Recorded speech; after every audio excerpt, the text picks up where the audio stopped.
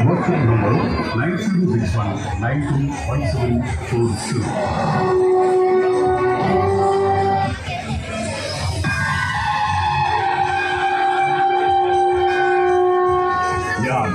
രാവണൻ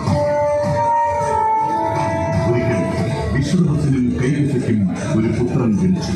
പേര് ദശമുഖൻ.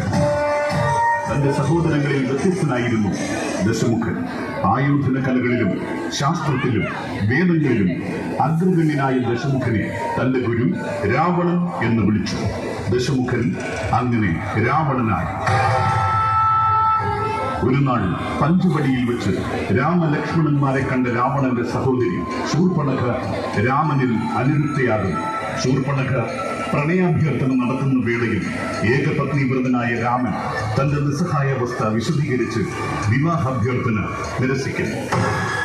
കോപിഷ്ഠയായ ശൂർപ്പണഖ രാമലക്ഷ്മണന്മാരോട് യുദ്ധത്തിലേർപ്പെട്ട് ഒടുവിൽ രാമലക്ഷ്മണന്മാർ ശൂർപ്പണഖയുടെ ശരീരഭാഗങ്ങൾ മുറിച്ചു മാറ്റുകയും ചെയ്യും.